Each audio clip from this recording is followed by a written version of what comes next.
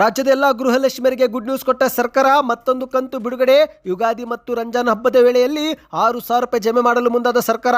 ಗೃಹಲಕ್ಷ್ಮಿ ಯೋಜನೆಯಲ್ಲಿ ಭಾರಿ ಅಕ್ರಮ ಕುರಿತಂತೆ ಶಾಕಿಂಗ್ ಮಾಹಿತಿ. ಎಲ್ಲ ಸುದ್ದಿಗಳು ಬಂದಿವೆ ಸ್ನೇಹಿತರೆ. ಮತ್ತೊಂದೆಡೆಯಲ್ಲಿ ರಾಜ್ಯದಲ್ಲಿ ಅಡುಗೆ ಅನಿಲದ ಕೊರತೆ ಇದೆ ಎಂಬುದು ಆಧಾರರಹಿತ ಮಾಹಿತಿ ಎಂದು KH ಮುನಿಯಪ್ಪನವರ ಪ್ರತಿಕ್ರಿಯೆ. ಇದೇ ಮಧ್ಯೆ BPL ಪಡಿತರ ಚೀಟಿದಾರರಿಗೆ ಸಿಹಿ ಸುದ್ದಿ ಕೊಟ್ಟ ಸರ್ಕಾರ. ಆದಾಯದ ಮಿತಿ ಏರಿಕೆ ಮಾಡಲು ಸರ್ಕಾರದ ಚಿಂತನೆ. ಎಲ್ಲ ಸುದ್ದಿ ನೋಡೋಣ. ಮತ್ತೊಂದೆಡೆಯಲ್ಲಿ ಪೆಟ್ರೋಲ್ ಗ್ಯಾಸ್ ಕೊರತೆ ಇಲ್ಲ, ಜನರನ್ನ ಕಾಂಗ್ರೆಸ್ ದಾರಿ ತಪ್ಪಿಸ್ತಾ ಇದೆ ಎಂದು ಪ್ರಹ್ಲಾದ್ ಜೋಶಿ ಅವರ ವಾಗ್ದಾಳಿ. ಇದೇ ಮಧ್ಯೆ ಚಿನ್ನಪ್ರಿಯರಿಗೆ ಮತ್ತೊಂದು ಗುಡ್ ನ್ಯೂಸ್. ಯುದ್ಧದ ಆತಂಕದ ನಡುವೆಯೂ ಕೂಡ ಭಾರಿ ಕುಸಿತ ಕಾಣುತ್ತಿರುವ ಚಿನ್ನ ಮತ್ತು ಬೆಳ್ಳಿಯ ಬೆಲೆಗಳು ಎಷ್ಟು ಇಳಿಕೆ ಆಗಿದೆ ಎಲ್ಲ ಮಾಹಿತಿ ನೋಡೋಕ್ಕಿಂತ ಮೊದಲು ನೀವು ನಮ್ಮ ಚಾನಲ್ಗೆ ಮೊದಲು ಬಾರಿ ಭೇಟಿ ಕೊಡುತ್ತಿದ್ರೆ ದಯವಿಟ್ಟು ಸಬ್ಸ್ಕ್ರೈಬ್ ಆಗಿ ಪಕ್ಕದಲ್ಲಿ ಕಾಣಿಸೋ ಗಂಟೆ ಒತ್ತಿ. ಇದರಿಂದ ರಾಜ್ಯದ ಮಾಹಿತಿಗಳು ನಿಮಗೆ ಸಿಗುತ್ತವೆ. ವಿಡಿಯೋಗೆ ಲೈಕ್ ಮಾಡಿ ಮತ್ತು ವಿಡಿಯೋ ಪೂರ್ತಿಯಾಗಿ ನೋಡಿ. ಬನ್ನಿ ಸ್ನೇಹಿತರೆ, ಎಲ್ಲ ಮಾಹಿತಿಗಳನ್ನು ಡೀಟೇಲ್ ಆಗಿ ನೋಡೋಣ. ನೀವು ಕೂಡ ಗೃಹಲಕ್ಷ್ಮಿ ಯೋಜನೆ ಫಲಾನುಭವಿಗಳಾಗಿದ್ರೆ ಕಮೆಂಟ್ ನಲ್ಲಿ ಗುಡ್ ನ್ಯೂಸ್ ಎಂದು ಕಮೆಂಟ್ ಮಾಡಿ. ಯಾಕಂದ್ರೆ ಯುಗಾದಿ ಮತ್ತು ರಂಜಾನ್ ಹಬ್ಬದ ಸಮಯದಲ್ಲಿ ಮಹಿಳೆಯರ ಬ್ಯಾಂಕ್ ಖಾತೆಗೆ ಮತ್ತೊಂದು 2,000 ರೂಪಾಯಿ ಜಮೆ ಮಾಡಲು ಸರ್ಕಾರ ಮುಂದಾಗಿದೆ. ಹೌದು ಸ್ನೇಹಿತರೆ, ಯುಗಾದಿ ಹಬ್ಬಕ್ಕೂ ಮುನ್ನವೇ ಕರ್ನಾಟಕದ ಮಹಿಳೆಯರಿಗೆ ಮತ್ತೊಂದು ಗುಡ್ ನ್ಯೂಸ್ ಸಿಕ್ಕಿದ್ದು. ಗೃಹಲಕ್ಷ್ಮಿ ಯೋಜನೆಯ 27ನೇ ಕಂತನ್ನ ಬಿಡುಗಡೆ ಮಾಡಲಾಗಿದೆ. ಹೌದು, ಮೊದಲ ಹಂತದಲ್ಲಿ 15ಕ್ಕೂ ಅಧಿಕ ಜಿಲ್ಲೆಯ ಮಹಿಳೆಯರ ಬ್ಯಾಂಕ್ ಖಾತೆಗೆ ಈ ಒಂದು ಹಣವನ್ನು ಬಿಡುಗಡೆ ಮಾಡಲಾಗಿದೆ. ಉಳಿದಂತ ಬಾಕಿ ಜಿಲ್ಲೆ ಫಲಾನುಭವಿಗಳಿಗೂ ಶೀಘ್ರವೇ ಜಮೆ ಆಗುತ್ತೆ ಎಂದು ಮಹಿಳಾ ಮತ್ತು ಮಕ್ಕಳ ಅಭಿವೃದ್ಧಿ ಇಲಾಖೆಯು ಹೇಳಿಕೆಯನ್ನು ಕೊಟ್ಟಿದೆ. ಹೌದು ಸ್ನೇಹಿತರೆ, ಮೊದಲ ಹಂತದಲ್ಲಿ ತುಮಕೂರು, ಕೋಲಾರ, ಗದಗ್, ಬೆಳಗಾವಿ, ಚಿತ್ರದುರ್ಗ, ಮಂಡ್ಯ, ಬೆಂಗಳೂರು, ಚಿಕ್ಕಬಳ್ಳಾಪುರ, ಬಾಗಲಕೋಟೆ, ದಾವಣಗೆರೆ, ಕಲಬುರಗಿ, ಹಾಸನ, ಮೈಸೂರು ಮತ್ತು ಕೊಡಗು ಸೇರಿದಂತೆ ಒಟ್ಟು 15 ಜಿಲ್ಲೆಯ ಫಲಾನುಭವಿಗಳ ಬ್ಯಾಂಕ್ ಖಾತೆಗೆ ಹಣವನ್ನು ಹಾಕಲಾಗಿದೆ. ಇನ್ನು 2 ಅಥವಾ 3 ದಿನದಲ್ಲಿ ಈ ಒಂದು ಹಣವು ಬ್ಯಾಂಕ್ ಖಾತೆಗೆ ಜಮೆ ಆಗುತ್ತೆ ಎಂದು ಹೇಳಲಾಗಿದೆ. ಸ್ನೇಹಿತರೆ, ನಿಮ್ಮ ಬ್ಯಾಂಕ್ ಖಾತೆಗೂ 2,000 ರೂಪಾಯಿ ಬಂದಿದೆಯಾ? ದಯವಿಟ್ಟು ಕಮೆಂಟ್ ಮಾಡಿ. ಇನ್ನು ಗೃಹಲಕ್ಷ್ಮಿ ಯೋಜನೆಯಲ್ಲಿ ಒಂದು ಭಾರಿ ಅಕ್ರಮ ನಡೆದಿರುವುದು ಬೆಳಕಿಗೆ ಬಂದಿದೆ. ಹೌದು ಸ್ನೇಹಿತರೆ, 70,000ಕ್ಕೂ ಅಧಿಕ ಮೃತರ ಬ್ಯಾಂಕ್ ಖಾತೆಗೆ 79 ಕೋಟಿ ರೂಪಾಯಿ ಹಣ ಇದುವರೆಗೆ ಜಮೆ ಆಗಿದೆ ಅಂತೆ. ಸದ್ಯ ಈ ಒಂದು ಅಕ್ರಮವಾಗಿ ಹಣ ಪಡೆದುಕೊಂಡಿರುವರಿಂದ ಹಣವನ್ನು ವಾಪಸ್ ಪಡೆದುಕೊಳ್ಳುತ್ತೇವೆ ಎಂದು ಜಿಲ್ಲಾ ಗ್ಯಾರಂಟಿ ಯೋಜನೆ ಅನುಷ್ಠಾನ ಸಮಿತಿಯ ಅಧ್ಯಕ್ಷರಾಗಿರುವ ರಾಜು ಅವರು ಮಾಧ್ಯಮಗೋಷ್ಠಿಯಲ್ಲಿ ತಿಳಿಸಿದ್ದಾರೆ. ಹೌದು ಸ್ನೇಹಿತರೆ, ಮಹಿಳಾ ಮತ್ತು ಮಕ್ಕಳ ಶಿಶು ಕಲ್ಯಾಣ ಅಭಿವೃದ್ಧಿ ಇಲಾಖೆ ಯೋಜನೆ ಮಾಡಲಾಗಿದ್ದಂಥ ಗ್ಯಾರಂಟಿ ಯೋಜನೆಗಳ ಪ್ರಗತಿ ಪರಿಶೀಲನಾ ಸಭೆ ಉದ್ಘಾಟಿಸಿ ಇವರು ಮಾತನಾಡಿದ್ದಾರೆ.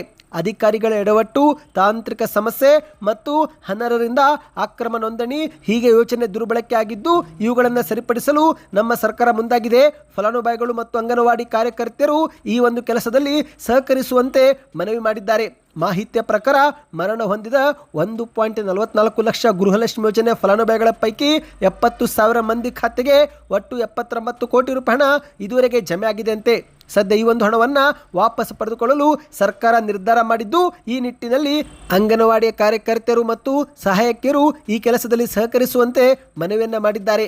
ಮರಣದ ಬಗ್ಗೆ ಮಾಹಿತಿಯನ್ನು ಪಡೆದುಕೊಂಡು ಯೋಜನೆ ದುರ್ಬಳಕೆಗೆ ಕಡಿವಾಣ ಹಾಕಲು ಸಹಕರಿಸಬೇಕು ಎಂದು ಹೇಳಿಕೆಯನ್ನು ಕೊಟ್ಟಿದ್ದಾರೆ. ಸ್ನೇಹಿತರೆ, ಒಟ್ಟಿನಲ್ಲಿ ಯಾವೆಲ್ಲ ಫಲಾನುಭವಿಗಳ ಮೃತಪಟ್ಟ ಬ್ಯಾಂಕ್ ಖಾತೆಗೆ ಹಣ ಜಮಾ ಆಗಿದೆಯೋ ಅದನ್ನು ವಾಪಸ್ ಪಡೆದುಕೊಳ್ಳಲು ಸರ್ಕಾರ ಇದೀಗ ಮುಂದಾಗಿದೆ. ಮಾಹಿತಿಯ ಪ್ರಕಾರ ದಾವಣಗೆರೆ ಜಿಲ್ಲೆಯಲ್ಲಿ 30 ಲಕ್ಷ ರೂಪಾಯಿ ಹಣವನ್ನು ಮೃತರ ಬ್ಯಾಂಕ್ ಖಾತೆಯಿಂದ ಈಗ ವಾಪಸ್ ಪಡೆದುಕೊಳ್ಳಲಾಗಿದೆ. ಸ್ನೇಹಿತರೆ, ಬನ್ನಿ ಈಗ ಮತ್ತೊಂದು ಮಾಹಿತಿಗೆ ಹೋಗೋಣ. ಇದೀಗ ರಾಜ್ಯದಲ್ಲಿ ಎಲ್ಲಿ ನೋಡಿದ್ರೂ ಅಡುಗೆ ಅನಿಲ ಸಿಲಿಂಡರ್ದ ಕೊರತೆ ಬಗ್ಗೆನೇ ಮಾತುಕತೆ ನಡೀತಾ ಇದೆ. ಆದರೆ ಆಹಾರ ಸಚಿವ KH ಮುನಿಯಪ್ಪನವರು ಬೇರೆ ರೀತಿಯಲ್ಲಿ ಹೇಳಿಕೆಯನ್ನು ಕೊಟ್ಟಿದ್ದಾರೆ. ಹೌದು, ಸದ್ಯಕ್ಕೆ ರಾಜ್ಯದಲ್ಲಿ ಅಡುಗೆ ಅನಿಲದ ಕೊರತೆ ಇಲ್ಲ ಎಂದು ಹೇಳಿಕೆಯನ್ನು ಕೊಟ್ಟಿದ್ದಾರೆ. ಹೌದು ಸ್ನೇಹಿತರೆ, ಇತ್ತೀಚೆಗೆ ಪೆಟ್ರೋಲ್, ಡೀಸೆಲ್ ಮತ್ತು LPG ಕೊರತೆ ಇದೆ ಎಂಬ ಒಂದು ಸುಳ್ಳು ಮತ್ತು ಆಧಾರರಹಿತ ವದಂತಿಗಳು ಸಾಮಾಜಿಕ ಜಾಲತಾಣದಲ್ಲಿ ಹರಿದಾಡುತ್ತಿದೆ. ಈ ಒಂದು ವಿಚಾರವನ್ನು ಸರ್ಕಾರ ಗಂಭೀರವಾಗಿ ಪರಿಗಣಿಸಿದೆ.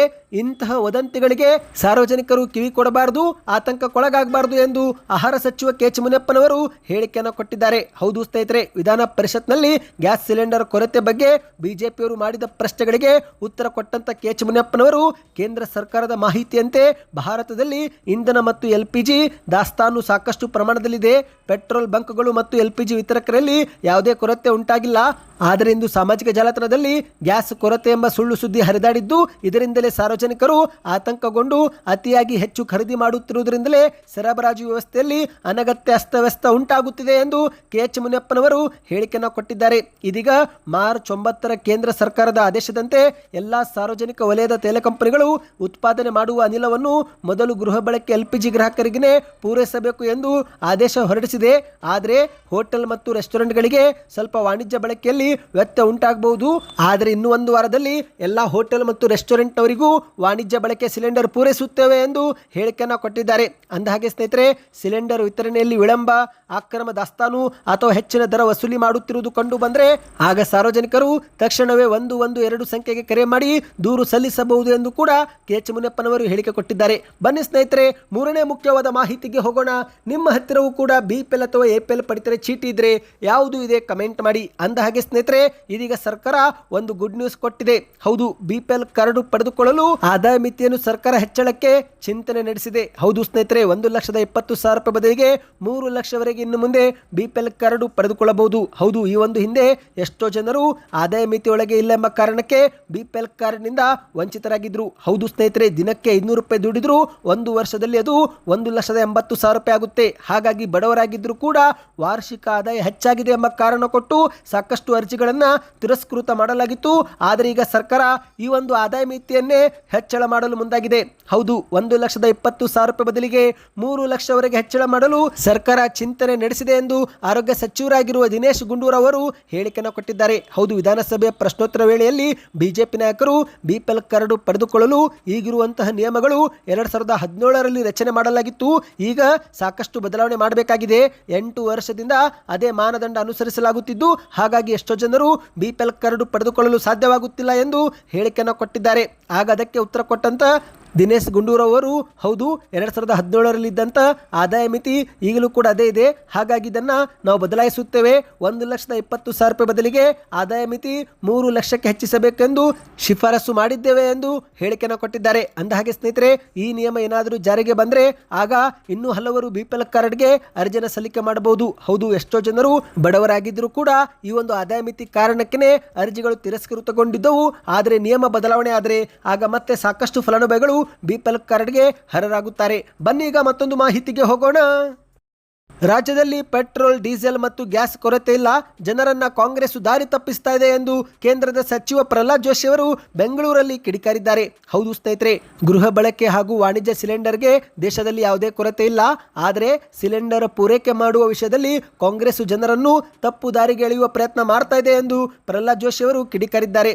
ಗ್ಯಾಸ್ ಸಿಲಿಂಡರ್ ಸಂಬಂಧ ಜನರನ್ನು ಗೊಂದಲಕ್ಕೀಡು ಮಾಡುವ ಪ್ರಯತ್ನ ಕಾಂಗ್ರೆಸ್ ಮಾಡ್ತಾ ಇದೆ. ಯಾಕಂದ್ರೆ ಭಾರತದಲ್ಲಿ ಪೆಟ್ರೋಲ್ ಮತ್ತು ಡೀಸೆಲ್ ಕೊರತೆನೇ ಇಲ್ಲ. ರಾಹುಲ್ ಗಾಂಧಿ ಅವರು ಪೆಟ್ರೋಲ್ ಡೀಸೆಲ್ ಕೊರತೆ ಇದೆ ಎಂದು ಸುಳ್ಳು ಹೇಳುತ್ತಿದ್ದಾರೆ. ಇಡೀ ದೇಶದಲ್ಲೇ ಈಗಲೂ ಮತ್ತು ಮುಂದೆಯೂ ಕೂಡ ಪೆಟ್ರೋಲಿಯಂ ಉತ್ಪನ್ನಗಳ ಕೊರತೆ ಆಗೋದಿಲ್ಲ. ಕೊರತೆ ಆಗದಂತೆ ಪ್ರಧಾನಿ ಮೋದಿ ಅವರ ಸರ್ಕಾರ ಕ್ರಮ ತೆಗೆದುಕೊಂಡಿದೆ ಎಂದು ಪ್ರಹ್ಲಾದ್ ಜೋಶಿ ಅವರು ಭರವಸೆ ಕೊಟ್ಟಿದ್ದಾರೆ. ಅಡುಗೆ ಅನಿಲ ಮತ್ತು ವಾಣಿಜ್ಯ ಸಿಲಿಂಡರ್ ಪೂರೈಕೆಗೆ ಹಲವು ಮೂಲಗಳಿಂದ ಕೇಂದ್ರ ಸರ್ಕಾರ ಪ್ರಯತ್ನ ಮಾಡ್ತಾ ಇದೆ. ಇನ್ನು ಈ ಮೊದಲು ಕೇವಲ 20 ಅಥವಾ 22 ದೇಶಗಳಿಂದ ಮಾತ್ರ ಪೆಟ್ರೋಲಿಯಂ ಉತ್ಪನ್ನಗಳನ್ನು ಭಾರತ ಆಮದು ಮಾಡಿಕೊಳ್ತಾ ಇತ್ತು. ಆದರೆ ಈಗ 40 ದೇಶಗಳಿಗೆ ಅದು ಹೆಚ್ಚಿಗೆ ಆಗಿದೆ. ಹಾಗಾಗಿ ಪೆಟ್ರೋಲಿಯಂ ಅಡುಗೆ ಅನಿಲ ಕೊರತೆ ಆಗೋದಿಲ್ಲ ಎಂದು ಪ್ರಹ್ಲಾದ್ ಜೋಶಿ ಅವರು ತಿಳಿಸಿದ್ದಾರೆ. ಇದೀಗ ದೇಶಾದ್ಯಂತ ಹೆಚ್ಚಾಗಿ ಜನರು ಸಿಲಿಂಡರ್ ಬುಕ್ ಮಾಡುತ್ತಿದ್ದು, ಹಾಗಾಗಿನೇ ರಶ್ ಆಗಿದೆ. ಈಗ ಕೇಂದ್ರ ಸರ್ಕಾರ ಇದಕ್ಕೆ ನಿರ್ಬಂಧ ಹೇರ್ತಾ ಇದೆ. ಬುಕ್ ಮಾಡಿದ ನಂತರ ಮೊದಲಿನಂತೆಯೇ ಸಿಲಿಂಡರ್ಗಳು ಕೂಡ ಪೂರೈಕೆ ಆಗುತ್ತೆ. ಅದು ಬಿಟ್ಟರೆ ಭಾರತದಲ್ಲಿ ಸಿಲಿಂಡರ್ ಕೊರತೆ ಇಲ್ಲ ಎಂದು ಹೇಳಿಕೆಯನ್ನು ಕೊಟ್ಟಿದ್ದಾರೆ. LPG ಕೊರತೆ ಎಲ್ಲಿ ಆಗುತ್ತೋ ಎಂಬ ಭಯದಿಂದ ಅಗತ್ಯವಿಲ್ಲದಿದ್ದರೂ ಕೂಡ ಜನರು ಹೆಚ್ಚಾಗಿ ಬುಕ್ಕಿಂಗ್ ಮಾಡುತ್ತಿದ್ದು, ಅದಕ್ಕಾಗಿಯೇ ಸಮಸ್ಯೆ ಉಂಟಾಗಿದೆ ಎಂದು ಹೇಳಿಕೆಯನ್ನು ಕೊಟ್ಟಿದ್ದಾರೆ. ಸ್ನೇಹಿತರೆ, ಈ ಬಗ್ಗೆ ನಿಮ್ಮ ಅನಿಸಿಕೆಯನ್ನು ಕಮೆಂಟ್ ಮಾಡಿ. ಬನ್ನಿ ಇದೀಗ ಕೊನೆಯ ಮಾಹಿತಿಗೆ ಹೋಗೋಣ. ಇದೀಗ ರಾಜ್ಯಾದ್ಯಂತ ಯುಗಾದಿ ಹಬ್ಬದ ಸಂಭ್ರಮ ಮನೆ ಮಾಡಿದ್ದು, ಇದೇ ಮಧ್ಯೆ ಚಿನ್ನ ಗ್ರಾಹಕರಿಗೆ ಮತ್ತೊಂದು ಗುಡ್ ನ್ಯೂಸ್ ಸಿಕ್ಕಿದೆ. ಹೌದು, ಕೆಲವು ದಿನಗಳಿಂದ ಸತತವಾಗಿ ಚಿನ್ನ ಕುಸಿತ ಕಾಣುತ್ತಿದ್ದು, ಇದೀಗ ಮಾರ್ಚ್ 18ಕ್ಕೆ ಚಿನ್ನ ಮತ್ತೊಮ್ಮೆ ಕುಸಿತವಾಗಿದೆ. ಹೌದು ಸ್ನೇಹಿತರೆ, ಇದೊಂದು ಚಿನ್ನ ಖರೀದಿ ಮಾಡಬೇಕು ಎಂದು ಕಾದು ಕುಳಿತವರಿಗೆ ಗುಡ್ ನ್ಯೂಸ್. ಯಾಕಂದ್ರೆ ಯುದ್ಧದ ಭೀಕರತೆ ನಡೆಯೂ ಕೂಡ ಸತತವಾಗಿ ಚಿನ್ನ ಮತ್ತು ಬೆಳ್ಳಿ ಬೆಲೆಯಲ್ಲಿ ಇಳಿಕೆಯಾಗಿದೆ. ಇದೀಗ 24 ಕ್ಯಾರೆಟ್ 1 ಗ್ರಾಮ್ ಚಿನ್ನದಲ್ಲಿ ಮತ್ತೆ 33 ರೂಪಾಯಿ ಕಡಿಮೆ ಆಗಿದ್ದು, ಈ ಮೂಲಕ 15,775 ರೂಪಾಯಿಗೆ ಕುಸಿತವಾಗಿದೆ. ಅಂದ್ರೆ ಸ್ನೇಹಿತರೆ, 10 ಗ್ರಾಮ್ 24 ಕ್ಯಾರೆಟ್ ಬಂಗಾರ 1,57,750 ರೂಪಾಯಿ. ಇನ್ನು ಇದೇ ಒಂದು ಬಂಗಾರ ಒಂದು ವಾರದ ಹಿಂದಷ್ಟೇ 1,63,000 ರೂಪಾಯಿವರೆಗೆ ಹೋಗಿತ್ತು. ಈಗ ಅಲ್ಲಿಂದ ಕುಸಿತ ಕಂಡು 1,57,750 ರೂಪಾಯಿಗೆ ಬಂದು ನಿಂತಿದೆ. ಇನ್ನು ಬೆಳ್ಳಿ ಬಗ್ಗೆ ನೋಡುವುದಾದ್ರೆ 1 ಗ್ರಾಮ್ ಬೆಳ್ಳಿಯಲ್ಲಿ 10 ರೂಪಾಯಿ ಕುಸಿತವಾಗಿದೆ. ನಿನ್ನೆ 275 ರೂಪಾಯಿ ಇತ್ತು, ಇವತ್ತು 265 ರೂಪಾಯಿ ಸ್ನೇಹಿತರೆ. ಅಂದರೆ 10 ಗ್ರಾಂ ಬೆಳ್ಳಿ 2650 ರೂಪಾಯಿ, 1 ಕೆಜಿಗೆ 2,65,000 ರೂಪಾಯಿ ಸ್ನೇಹಿತರೆ. ನಿನ್ನೆ 2,75,000 ಇತ್ತು, ಇವತ್ತು 1 ಕೆಜಿಗೆ 2,65,000 ರೂಪಾಯಿ ಆಗಿದೆ. ಸದ್ಯಕ್ಕೆ ಎಷ್ಟೇ ಇತ್ತು? ನಿಮ್ಮ ಪ್ರಕಾರ ಚಿನ್ನ ಮತ್ತು ಬೆಳ್ಳಿ ಕುಸಿತವಾಗಬೇಕು, ಏರಿಕೆ ಆಗಬೇಕು?